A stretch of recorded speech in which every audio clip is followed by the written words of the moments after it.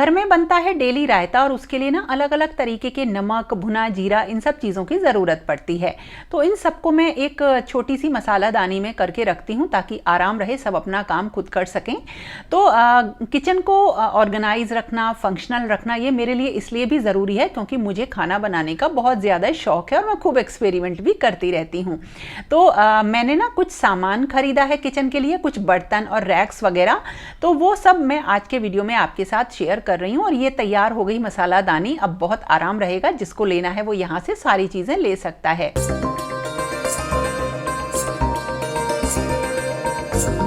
अभी कुछ दिनों पहले मैंने आपके साथ कुछ DIY होम क्लीनर्स शेयर किए थे जो कि रीठे से मैंने बनाए थे। मैं इनको डेली यूज़ कर रही हूँ।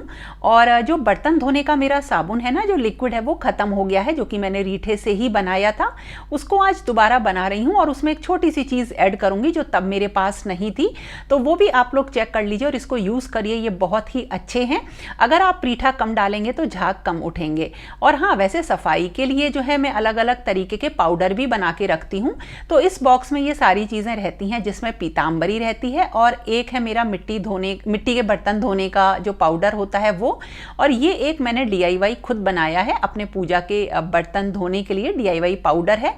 इससे मेरे पूजा के बर्तन ना बिल्कुल चमचमाते रहते हैं, बढ़िया रहते हैं।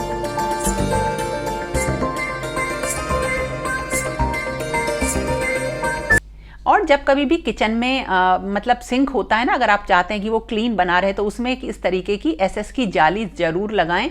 ये मेरे लिए बिल्कुल एक मस्ट प्रोडक्ट है, हमेशा अपने पास एक एक्स्ट्रा रखती हूँ। नई लगाई है, मतलब चेंज करी है, इसलिए आपके साथ शेयर कर रही हूँ। बिल्कुल भी कूड़ा इससे नाली में नहीं जाता है, चाहे वॉश बेसिन हो चाहे किचन का सिंक हो, इसको यूज़ करिए। एक एल्यूमिनियम की आती है, उसको यूज़ ना करें, ये स्टेनलेस स्टील की बहुत ही बढ़िया रहती है।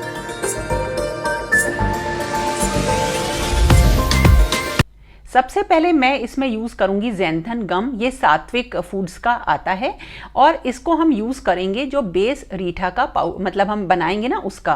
तो ये मैंने आपको बनाना बताया भी था अपने पुराने वीडियो में कि रीठे को आप बॉईल कर लीजिए और फिर उसकी मदद से हम इसको बनाते हैं। बॉईल करके ना मैश कर लेते हैं और रीठे का एक पानी बना लेते हैं। पूरा डिटेल में वो वीडियो देख लीजिएगा।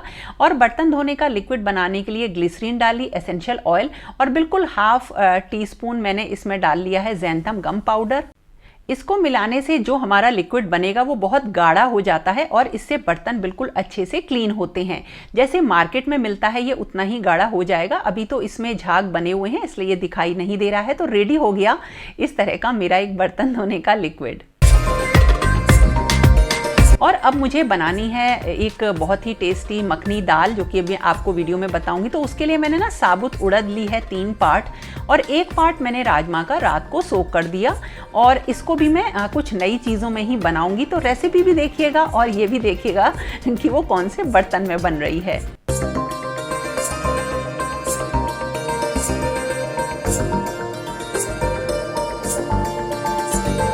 ये है एक ऑर्गेनाइज़र जो कि है एक स्टोरेज रैक। इसे आप बाथरूम में, लिविंग रूम में रख सकते हैं। ये जो है ना कई सारे पार्ट्स में आती है और इसको असेंबल करना पड़ता है। बहुत ही आसान होता है और इंस्ट्रक्शंस दिए होते हैं। जितने भी मेरे ये सारे काम होते हैं ना असेंबलिंग के, इंस्टॉलेशन के, ये सारे काम शानू करता है। मुझे इन्हें देखने की ज़रूरत नहीं पड़ती, लेकिन उसके चल रहे एग्जाम्स तो ये मुझे करना पड़ेगा। पूरा मैनुअल मेरे पास है, फटाफट कर देती हूँ। स्टेप्स दिए रहते हैं, ईजी है।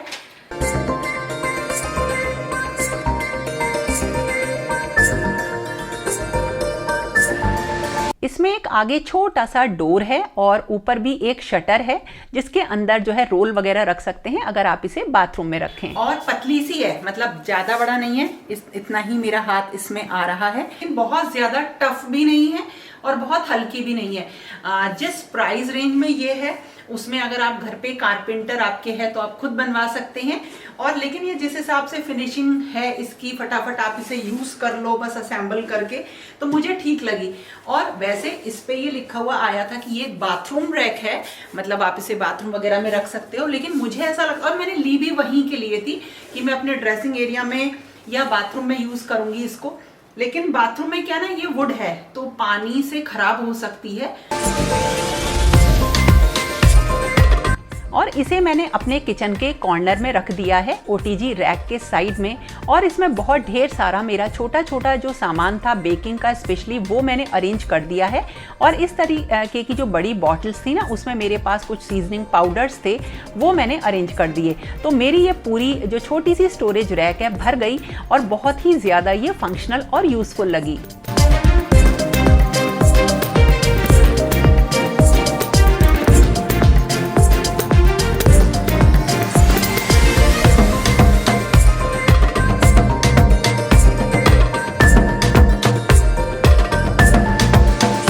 वुड की और मेटल की रैक है। अच्छा है, पीस भी बढ़िया है, साथ में नेल्स हैं, अगर हैंग करना चाहें तो इसे वॉल पे हैंग भी कर सकते हैं। अगर किचन में स्पेस कम है तो आप इसको वहां पे यूज कर सकते हैं। और इसका जो साइज है, जो इसकी विड्थ है वो बिल्कुल परफेक्ट है। और जहां मुझे इसे रखना है वो किचन ही है। और अब मैं इसे रख के देखूंगी कि कैसी लगती है। तो मेरी एक आदत है, मैं कई जगह इसको रख के देखूंगी। पहले पूरी किचन खाली करूंगी, कभी किसी कॉर्नर पे रखूंगी, कभी किसी कॉर्नर पे रखूंगी, क्योंकि मुझे दो चीजों का मैं हमेशा दिमाग में रखती हूँ कि एक तो मैं जहां इसे रखूं इसका फुल यूटिलाइजेशन हो, पूरा अच्छी तरीके से यूज कर सकूं और इसमें काफी सामान भी आ जाए और ये काफी फंक्शनल हो कि आराम से इसमें से सामान ले सकें और ये मतलब रखी हुई भी अच्छी लगे।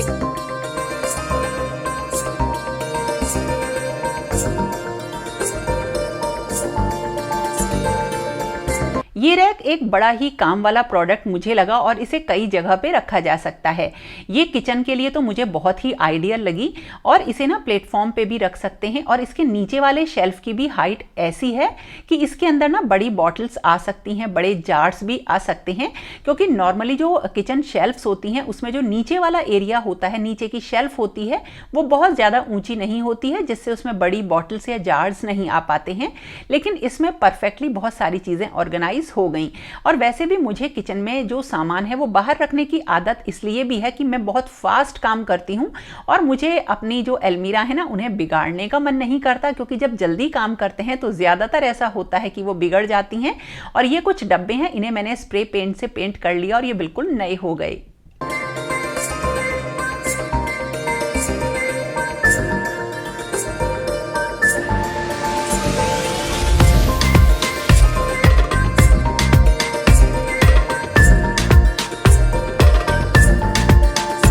अब ये मैंने लिया है, अब इसे चाहे पैन बोल लीजिए चाहे कढ़ाई बोल लीजिए, ये ना सिरेमिक कोटिंग का है।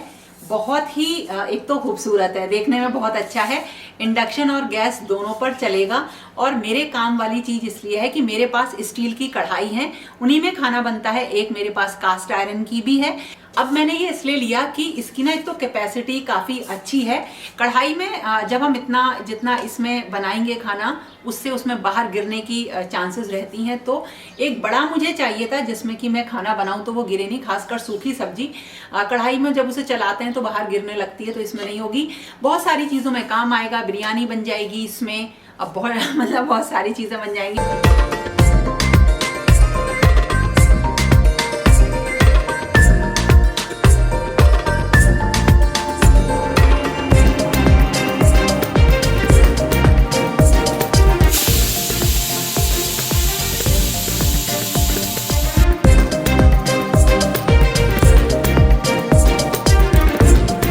स्टील का एक कुकर जिससे कि मेरा काम बिल्कुल भी नहीं चलता है, और एक मेरे पास काफी बड़ा है जो कि विंटर्स में जब मैं गाजर का हलवा बनाती हूँ उसके काम आता है। डेली यूज में हमें कम से कम 2 कुकर तो चाहिए। तो ये मैंने लिया है एक नया स्टील का प्रेशर कुकर, और पहला भी जो मेरे पास प्रेशर कुकर है वो स्टील का है, वो हॉकिंस ब्रांड का है, और ये मैंने नया लिया है बर्गनर ब्रांड का। तो देखिए बहुत ही अच्छा है, और मुझे ऐसा ही चाहिए था जो थोड़ा सा कढ़ाई स्टाइल में हो, जिसे कढ़ाई भी की तरह से भी हम यूज़ कर सकें, कुकर की तरह से भी यूज़ कर सकें। रिव्यूज़ इसके बहुत अच्छे थे और मुझे यही लेना था।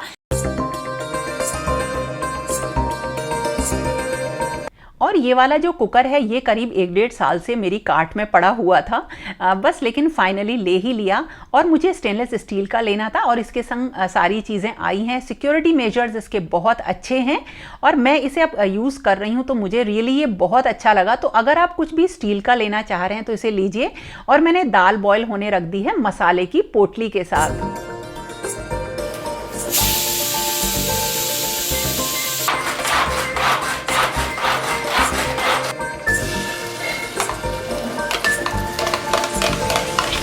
मखनी दाल बनाने के लिए दाल को बॉईल कर लिया है, दाल और राजमा को, और प्याज को थोड़ा सा ब्राउन कर लिया है। इसमें सारे मसाले डाल दिए हैं और फिर अब इसमें डालेंगे हम जो है टमाटर, और इसी टमाटर के साथ हम इसमें डाल देंगे थोड़ा सा अदरक लहसुन का पेस्ट। अच्छी तरीके से इसे भून लेंगे और हाँ, हरी मिर्च भी ऐड कर दीजिए। और जब ये थोड़ा सा भुन जाएगा तब इसमें हम दाल मिक्स कर लेंगे। तो ये तो होता है पहला स्टेप, जो कि नॉर्मल स्टेप है मखनी दाल बनाने का। लेकिन जब ये दाल अच्छी तरीके से बॉयल हो जाएगी ना तो घुट जाती है, और इस टाइम इसमें 1 बड़ा चम्मच ऐड कर दीजिए, 1 से 2 बड़ा चम्मच ऐड करिए घर की मलाई का। और इससे ना इसका टेस्ट बिल्कुल अलग हो जाता है। जो मखनी दाल होती ना उसमें बिल्कुल मक्खन वाला टेस्ट आने लगता है और बिल्कुल डिफरेंट मतलब टेस्ट रहता है, पता ही नहीं चलेगा कि इसमें क्या मिलाया हुआ है। और उसके बाद इसमें गरम मसाला थोड़ा सा डालना है, ये मेरा होममेड गरम मसाला है, और इसके साथ हरा धनिया हुआ और जो भी आप ऊपर से गार्निश करना चाहते हैं वो डाल दीजिए। और फिर आगे बढ़ते हैं नेक्स्ट प्रोडक्ट की तरफ।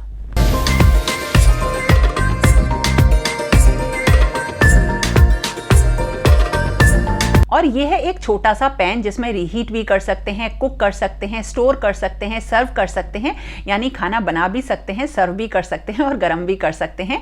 बहुत ही बढ़िया है, हॉकिंस का है। तो जो दाल बनाई है ना वो मैंने इसमें खाली कर दी है और उसके ऊपर अब लगाना है तड़का, और वो भी मक्खन का तड़का लगाएंगे।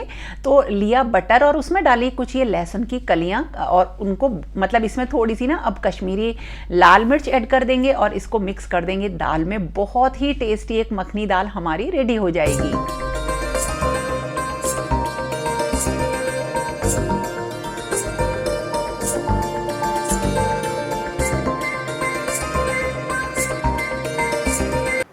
मुझे बहुत क्यूट लगा, बढ़िया लगा। इसमें कई सारे कलर्स हैं। एक मैंने ये लिया है, मैं एक और इसे मंगवा रही हूँ क्योंकि जो डेली मॉर्निंग में जो खाना बनता है उसमें 2 चीज़ बनती हैं, तो अगर बचेंगी तो दोनों चीज़ें इसमें रखी जा सकती हैं। फ्रिज में ऐसे के ऐसे ही रख दीजिए और फिर अगले दिन गर्म कर लीजिए।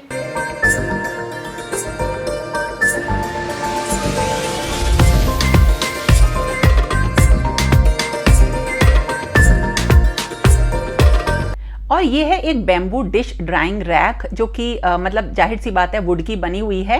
तो इस पे जब मैंने प्लेट्स लगाई तो वो प्रॉपरली ना इस पे सेटल नहीं हो रही थी, तो मैंने इसे किचन में नहीं रखा और इसे एक मैगजीन होल्डर की तरीके से अब मैं इसे यूज़ करूँगी। और ये बहुत सुंदर भी लगा, इसलिए मुझे वापस करने का मन नहीं हुआ। तो अगर आप इस तरीके की चीज़ें लेते हैं तो कई चीज़ें ऐसी होती हैं जो किचन में सेट नहीं होती हैं, तो वो हम कहीं और भी उनको यूटिलाइज कर सकते हैं। और ये बहुत सुंदर लगा, और मैगजीन रैक या समझ लीजिए बुक्स के लिए ये एक बहुत ही प्यारा सा ऑप्शन रेडी हो गया। यानी किचन नहीं तो होम डेकोर ही सही।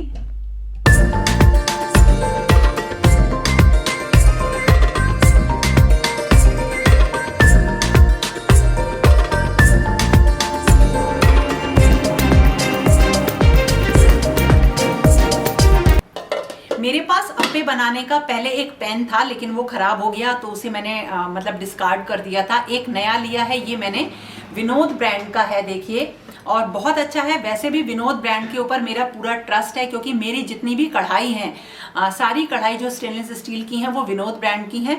बढ़िया रहता है, ये भी यूज मतलब ट्रस्टेड ब्रांड है, तो मैंने ये ले लिया है अप्पे बनाने के लिए। और इसके साथ एक देखिए ये आया है थोड़ा सा मतलब कि इसे पलट वलट सकें, अच्छी चीज़ आ गई है। अब हेल्दी ब्रेकफास्ट बन जाएगा, क्योंकि बहुत दिनों से मैं इसका इंतज़ार कर रही थी।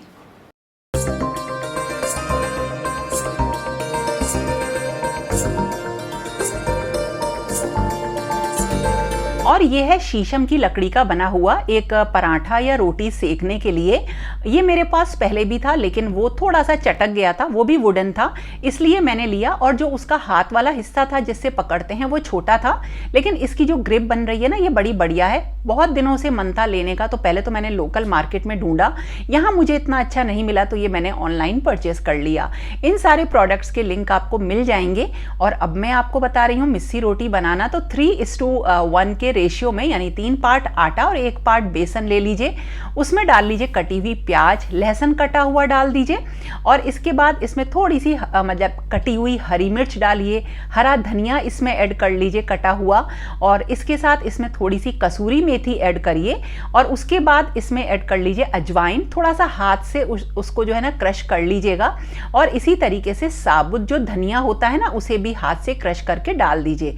नमक ऐड करिए और अगर आपको मसाले डालने हैं तो मसाले डाल लीजिए इसमें, जैसे लाल मिर्च वगैरह। मसाले मैंने नहीं डाले और इस तरीके से डो इसका बना लिया, बस सिंपल इस तरह से। और उसके बाद वैसे इसमें चाहे तो आप थोड़ा सा मोयन के लिए घी भी डाल सकते हैं और फिर इसकी रोटी बनाइए, बहुत टेस्टी लगेगी। और मखनी दाल जो मैंने आज बनाई है उसके साथ तो ये बहुत टेस्टी लगने वाली हैं।